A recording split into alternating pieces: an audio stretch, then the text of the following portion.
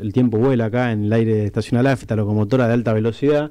No sé si ya lo tenemos, Hernán, a los chicos. Pasamos directamente entonces, así no vamos separador ni nada, y presentamos a nuestra segunda entrevista del día de hoy. Tenemos en realidad a dos entrevistados, que los introducimos, son Sebastián Anapolsky y Felipe González. En el medio aprovecho para saludar a Cristian Moleres, que fue quien de alguna manera nos puso en contacto, compañero de Facultad de Ingeniería, Universidad de Buenos Aires, consultor del BID, creo que los chicos también son consultores del BID, y nos interesó un estudio que hicieron, porque por lo menos pudimos verlo en una red social, que se llama El Gato y la Caja, que contaba un poco un estudio que ellos hicieron sobre cómo se comportan los viajes, cómo los modos ferroviarios, dónde viaja la gente, en función de qué datos se recaba esa información. Así que para no hablar de temas que otros pueden explicarlo mejor, directamente los presentamos a Sebastián y Felipe. ¿Cómo andan? Acá Nicolás Velardi los saluda. Hola Nicolás, mucho gusto, ¿cómo estás? ¿Qué tal, Nicolás? ¿Cómo andan? ¿Todo bien? Todo bien, por suerte. Bueno, me alegra mucho. Acá estamos con Mercedes y con Guille en el aire, y justo, bueno, nos interesaba mucho el estudio que pudieron hacer. Cuéntenos desde dónde lo hicieron y básicamente cuáles son las cuestiones centrales de ese estudio, que sé que tuvo mucha repercusión. Bueno, básicamente lo que estamos haciendo es trabajar con el Banco Interamericano hace un tiempo, analizando datos de la SUBE, que lo que tiene interesante esos datos es que cada transacción está georreferenciada.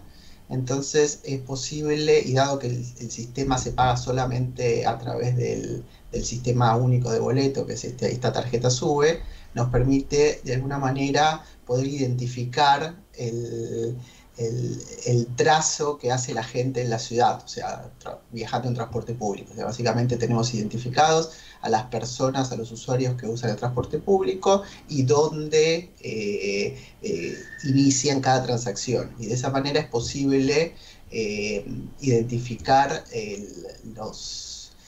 las cadenas de viaje que hacen los usuarios a lo largo de un día. Y eso te da un montón de posibilidades de analizar los patrones de viaje.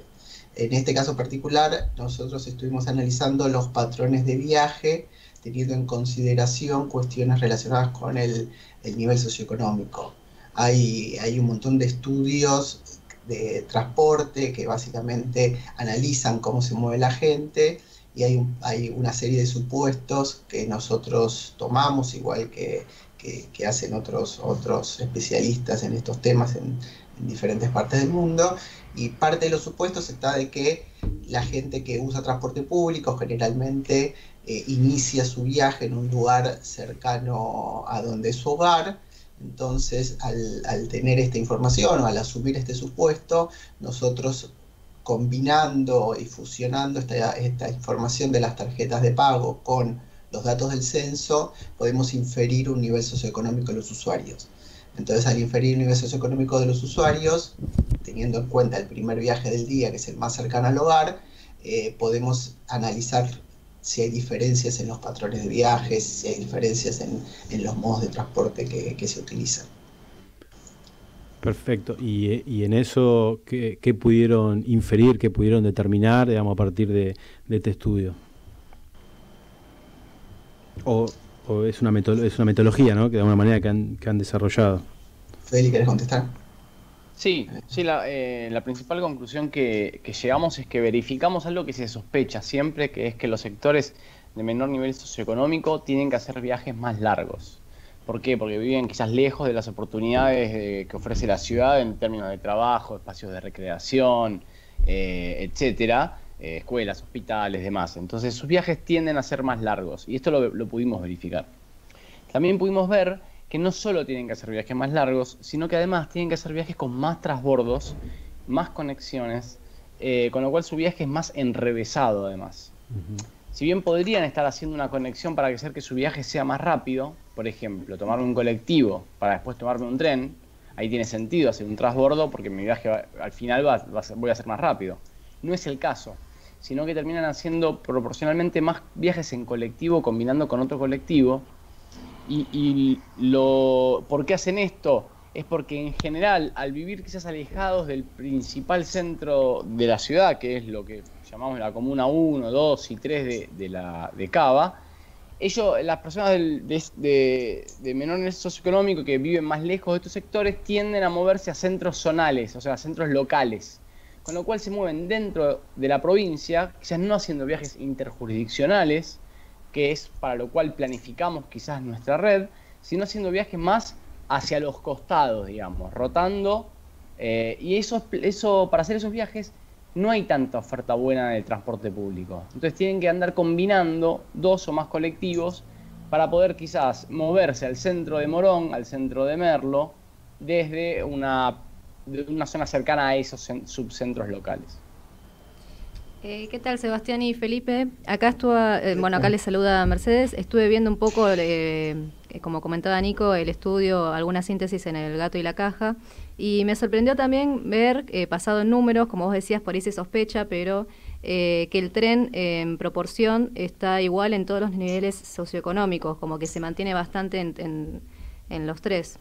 Digamos, ¿no? Porque bueno, nosotros por ahí tenemos más ahí el corazón obviamente con el tren, y viendo esos números, como que, bueno, el tren como que atraviesa todos los niveles socioeconómicos. Sí, es interesante ese dato. O sea, vimos que si vos comparás los diferentes niveles socioeconómicos y el modo de transporte que utilizan, vemos que los niveles socioeconómicos más bajos utilizan mucho más el colectivo que los niveles socioeconómicos más altos. Y, por ejemplo, el subte se utiliza muchísimo más por los niveles socioeconómicos altos que por los niveles socioeconómicos bajos, que prácticamente no lo usan. Creo que es un 3-4% de los usuarios que vienen de los niveles socioeconómicos bajos. En cambio, con el caso del tren es interesante que es un modo de transporte que básicamente se mueve alrededor del 12%, entre todos los niveles socioeconómicos. Eso sí, y nada, sí, de por sí es interesante. Sí, en esto por ahí que comentaban, ¿no? También que lo que tiene de interesante esto es cómo se diseña una perspectiva de justicia social, ¿no? En esto de la movilidad, lo que contaban de que por ahí alguien tiene que hacer muchos transbordos y tampoco hay una conectividad por ahí tan directa entre gente que por ahí no tiene que ir directamente al centro. Nada, yo lo linkeo por ahí con esto que alguna vez nombramos, Jaime Lerner, un urbanista que tiene como, que siempre cuenta que hay 3 problemas grandes en las ciudades en todo el mundo, que una es la movilidad como base, la otra es la sostenibilidad y la otra es la sociodiversidad, ¿no? Pero en la movilidad él cuenta y dice como lo importante que es que en las ciudades tu trabajo esté cerca de donde vivís, y que si no, ya la ciudad empieza a ser un caos. Pero en este caos también es como, bueno, hay que tratar de ver que esa movilidad, como muestra un poco acá el informe, sea como más justa, ¿no? Como más accesible, que pueda haber otros medios. Sí, totalmente. Y en ese sentido es interesante cómo podemos pensar cambios en la red de colectivos, que obviamente no podemos cambiar por dónde pasan los trenes, es muy difícil cambiar por dónde pasan los subtes o armar nuevas redes, mientras que los colectivos tienen una plasticidad donde los podemos hacer pasar por cualquier calle o preferentemente cualquier tipo de avenida. Entonces podríamos readaptar la red tal cual existe para satisfacer mejor estas demandas que hoy no están satisfechas de una manera satisfecha, claro, plena. Sí, está buenísimo como metodología. Aparte pienso, ¿no? Usted se estudió sobre el AMBA que recontra estudiada, que también tiene un montón de necesidades insatisfechas, pero también como metodología para poder replicarlo en otras grandes ciudades que también van manteniendo esta problemática, ¿no? de la movilidad. A mí me pareció muy, muy bueno el disparador de la publicación, que dice, bueno, ¿cómo podemos diseñar un sistema de transporte justo, inclusivo e igualitario? Y después dice, bueno, primero no asumir, como dice, no asumir datos que se conocen, digamos. Claro, que se pueden medir. Que se pueden medir. Y ahí pienso también, ¿no? Qué revolucionario lo de la SUBE, ¿no? De trabajar con datos georreferenciados, masivos, que antes uno para determinar los patrones de los viajes, los comportamientos, tenía que modelarlo, y ahora, bueno, uno cuenta con esa información. ¿Cómo lo ven a eso? No, justamente ese es el poder que tiene utilizar esta información. Es una información que nos da una fotografía completa del sistema de transporte público y nos permite entenderlo mucho mejor. Muchas veces nosotros nos basamos en supuestos y nosotros, por ejemplo, creemos que todo el mundo viaja al área central de la ciudad, al microcentro, y bueno, justamente en este estudio lo que vemos es que no es cierto, que, Claro.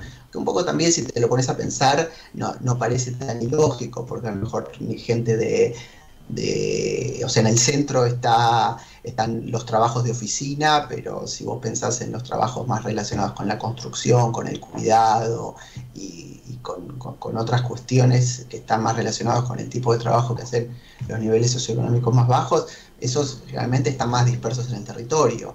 Y justamente esto es lo que pudimos comprobar con estos datos, que no es que todo el mundo viaja al área central. El área metropolitana tiene muchísimo más gente que la Ciudad de Buenos Aires, y hay un montón de gente que viaja dentro del área metropolitana, y la verdad que los sistemas no están pensados para hacer esos viajes, sino que están pensados para llegar al centro de la ciudad, especialmente con estos modos de transporte masivos como el tren.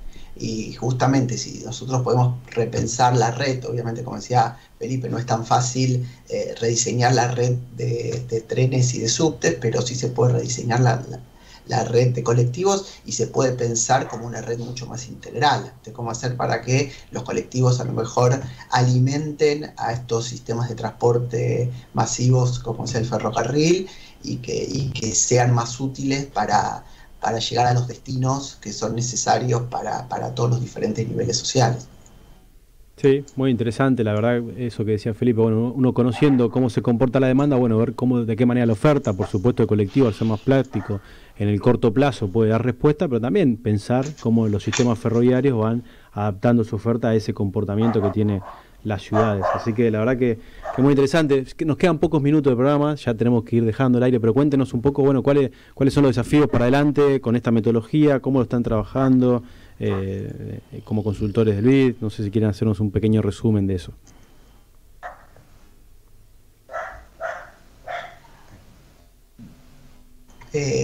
Bueno, un poco lo que estamos haciendo ahora es tratando de armar todo este código con el que estuvimos trabajando, porque esto requiere de algunos algoritmos computacionales que se utilizan para analizar los datos de la SUBE. La idea es hacer una serie de librerías de código abierto que puedan ser reutilizables para analizar este tipo de información en otras ciudades también, independientemente que sean gestionadas por la SUBE o por otras empresas que también gestionan estos sistemas de boletos. Entonces hoy por hoy estamos trabajando en armar un paquete de funciones computacionales que puedan permitir reutilizar estos datos y bueno, que la gente pueda hacer otros estudios, porque una vez que vos preprocesás esta información hay un montón de cosas que se pueden analizar. ¿Ustedes, Sebastián, son politólogos, puede ser? Yo soy politólogo. Sí, yo soy sociólogo de formación de grado. Bueno, perfecto. Bueno, la verdad que es muy interesante la perspectiva, con esa formación que tienen, cómo la ponen en diálogo con el transporte. Nosotros somos ferroviarios, así que la verdad que vimos con muy buenos ojos poder entrevistarlos y que nos comenten un poco más de qué se trataba este estudio, y por supuesto cuentan con ALAF para seguir difundiendo el trabajo que vienen haciendo. Bueno, muchísimas gracias. Muchas gracias. Bueno, gracias por su tiempo, los saludamos y ya vamos llegando al final del programa. Al final, exacto. Muy interesante la nota, y así que le agradecemos a Sebastián y Felipe. La verdad que tuvimos un programa cargadito. ¿Cómo te sentiste, Guille, en este...? No, muy bien. Bueno,